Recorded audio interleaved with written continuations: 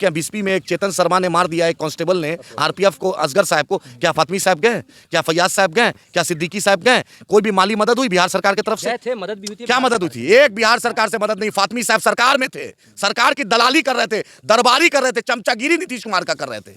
जिनका बेटा भाजपा से और जदयू गठबंधन में चुनाव लड़े, वो मुसलमानों की बस्ती में लाने का उनको अधिकार नहीं है। फातमी साहब का एक स्टेटमेंट सुना दीजिए सीएनआरसी पर, फातमी साहब का एक स्टेटमेंट 370 पे सुना दीजिए, ट्रिपल तलाक पे सुना दीजिए, मुसलमानों के मुद्दे पे सुना दीजिए। सिर्फ नाम फातमी होने से मुसलमानों का वोट हक नहीं है। जिनका बेटा खुद जदयू भाजपा से लड़े, नरेंद्र मोदी का पोस्टर लगा के लड़े, तो वो कैसे बी टीम हमको बोल सकते हैं? बैरिस्टर असदुद्दीन ओवैसी साहब, अकबर ओवैसी साहब, अमित शाह के, नरेंद्र मोदी के आंख से आंखें मिला के बात करने का कलेजा रखते हैं, वो बैरिस्टर साहब। भाजपा से एक ही सवाल है, मुसलमान बिरयानी, शेरवानी, टोपी, मस्जिद, दाढ़ी, पाकिस्तान के अलावा, मंदिर के अलावा भाजपा के पास अगर दम है तो चुनाव लड़े इन 10 शब्दों को हटा के। मोदी की तरह नवाज शरीफ के घर में बिरयानी नहीं खाए हैं, न अडवाणी जी जिन्ना के मज़ार पे फातिया पड़े हैं। हमने जिन्ना को उस दिन भी रिजेक्ट किया था और आज भी हम जिन्ना को रिजेक्ट करते हैं, यही हमारी पहचान। फैयाज साहब से पूछिए ना कि फैयाज साहब को क्या सम्मान मिलता है, पूछिए। यहीं के एमपी हैं, मुसलमानों के मुद्दे पर कब उनको बोलने की इजाज़त है? वो 50 लोग नौजवान पर केस हुआ है, कहाँ है फातमी साहब? कहाँ है आगलगी पर? कहाँ है फैयाज साहब? कहाँ है सिद्दीकी साहब? कहाँ है शकील साहब? मुसलमानों ने आपको तो मिनिस्टर बना दिया, मुसलमानों ने, यहाँ के दलितों ने, पिछड़ों ने आपको मिनिस्टर एमपी बना दिया, लेकिन मुसलमानों का आंसू पूछने के लिए फुर्सत नहीं। तो जो मुसलमानों के वोट का वकार बनाने आया उसका नाम वकार सिद्दीकी है, जो मुसलमानों को दरी बिछाने के लिए मजबूर करेगा उसका नाम फातमी है, उसका नाम राष्ट्रीय जनता दल है।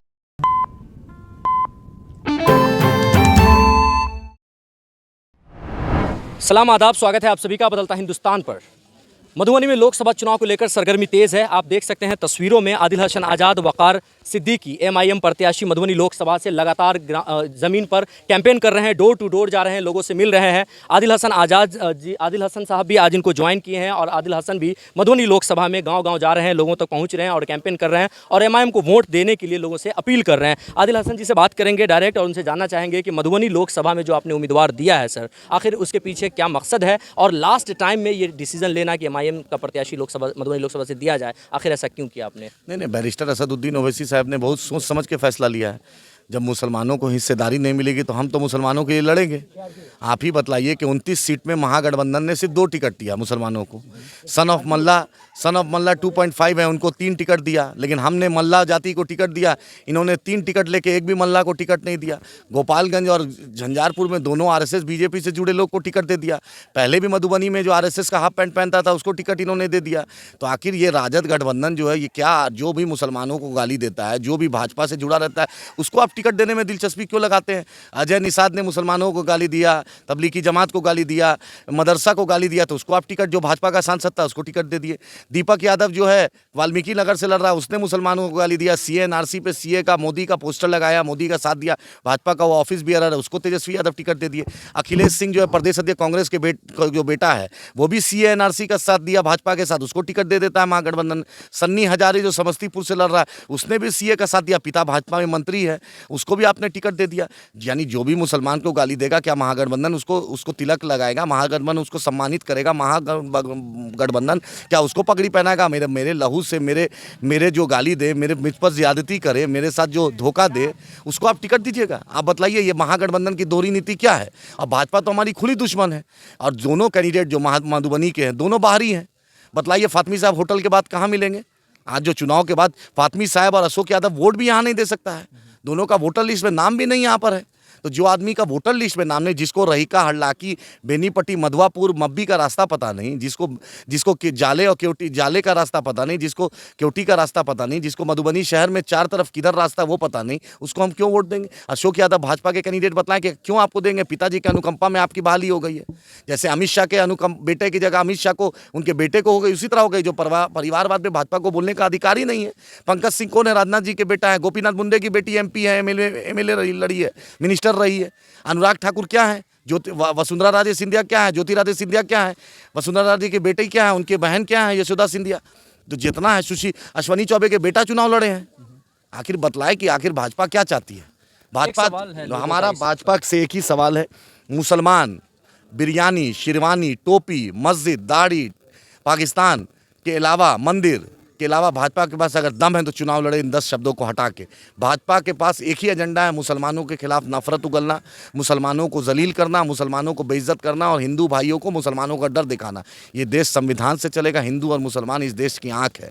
आप आँख पर अगर ज़रा सा भी कुछ भी चोट पहुंचाइएगा तो हिंदू को भी उतनी ही तकलीफ होगी जितना मुसलमान को होगी। ये दोनों एक है, एक इस मिट्टी के लिए लड़े हैं।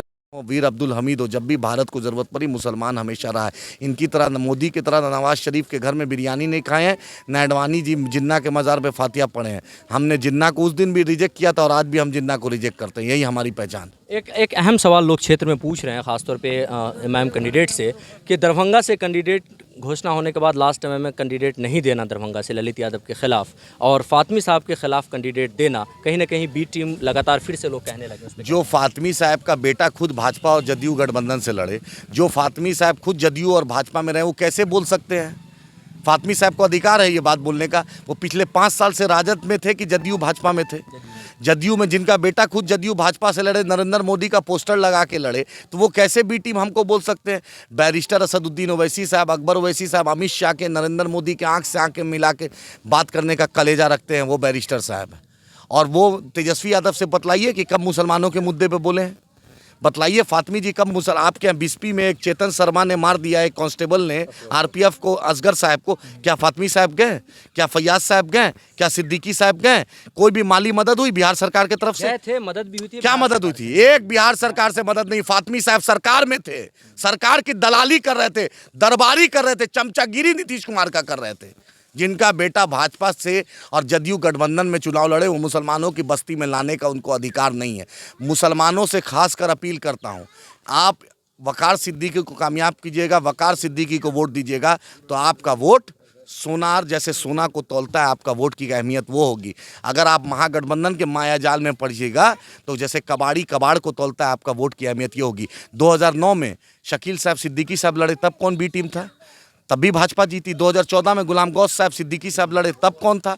2019 में शकील साहब, फातमी साहब और वो आरएसएस का चड्डी पहन के पूर्वे लड़ा, तब वो कौन टीम था? तब भी भाजपा जीती।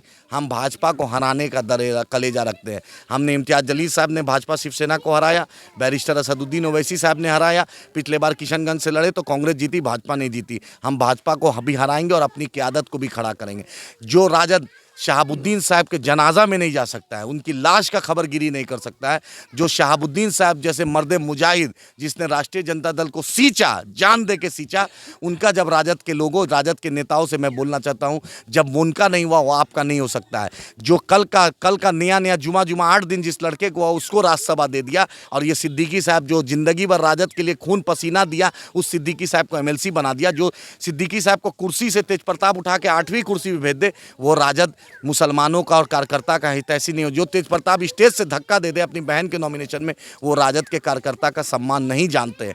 लालू यादव जी को अपने बेटे और बेटी की चिंता है, मुसलमानों की और यादवों की चिंता नहीं है। फातमी साहब, आप भाजपा और जदयू में क्यों गए थे? अगर ये राजद आपकी बहुत हमदर्द थी, आपका तो वीडियो चल रहा है हर जगह की, 5 फोटो नहीं लगाओगे तो पनिशमेंट मिलेगा, तो आखिर वो वीडियो आप ही ने ना बोला था?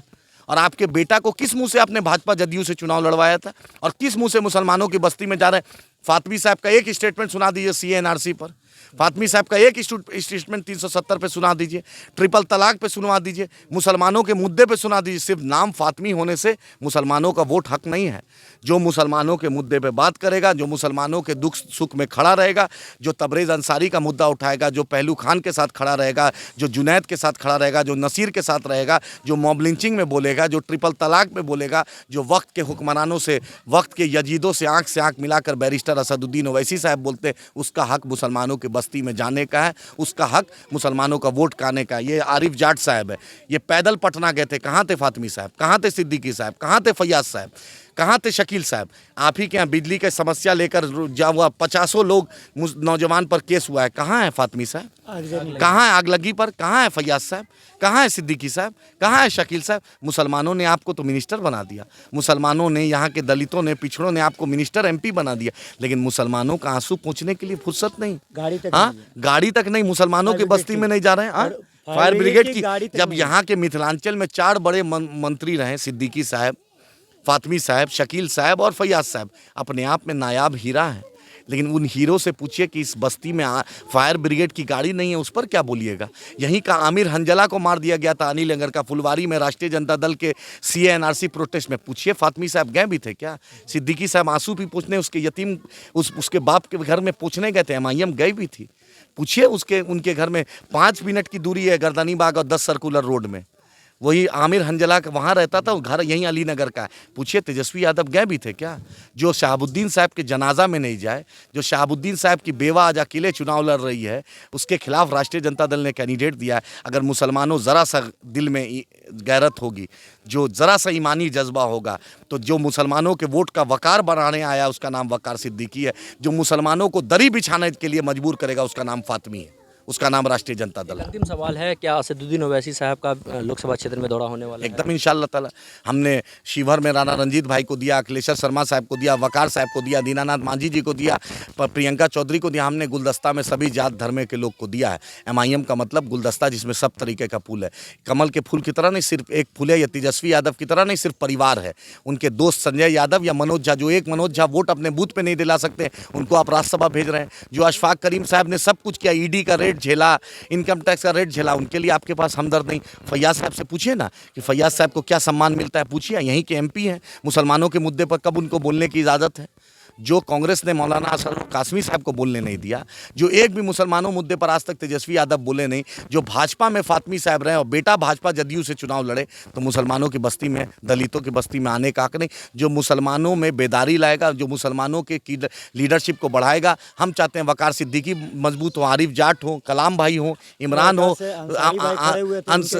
सब राशिद भाई हो। हम चाहते हैं यहाँ का लोकल हो। फातमी साहब को अपने बेटे की चिंता है, फैयाज साहब को भी अपने बेटे की चिंता है, बैरिस्टर असदुद्दीन ओवैसी साहब को यहाँ के मिट्टी के, यहाँ के नौजवानों को लाल की चिंता है। फैसला जनता को करना है। हम आपके सुख दुख में खड़े हैं, हम आपके इसीलिए आपके बीच आए हैं कि हमने 5 साल आपके साथ हर मुद्दे पे, बिल्किस बानो हो, ज़किया जाफरी हो, गुजरात हो, जो कोई अगर बोला मर्द मुजाहिद, उसका नाम बैरिस्टर असदुद्दीन ओवैसी साहब, उसी का नुमाइंदा आएगा। अगर आप टीवी में देखते हैं और या पार्लियामेंट में बोलते हैं बैरिस्टर साहब, तो आपको लगता है अच्छा बोलते हैं, आपके लिए हक की आवाज़ उठाते हैं।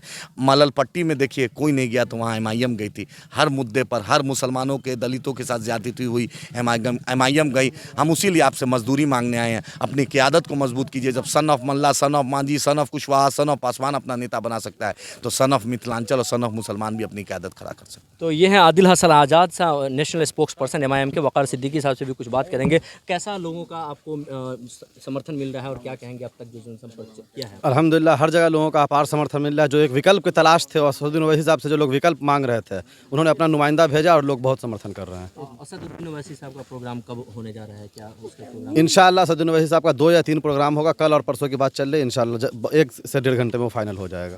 तो आपको बताते चले, एमआईएम के आदिल हसन आज़ाद स्पोक्स पर्सन और युवा नेता, साथ ही एमआईएम कैंडिडेट वकार सिद्दीकी लगातार क्षेत्र में दौरा कर रहे हैं। अभी बिस्वी प्रखंड क्षेत्र के ककरवा मीर टोला के एरिया में है। देखने वाली बात होगी 4 जून को किसका पलड़ा कितना भारी होता है। फिलहाल के लिए बस इतना ही। तमाम अपडेटेड खबरों के लिए देखते रहें बदलता हिंदुस्तान।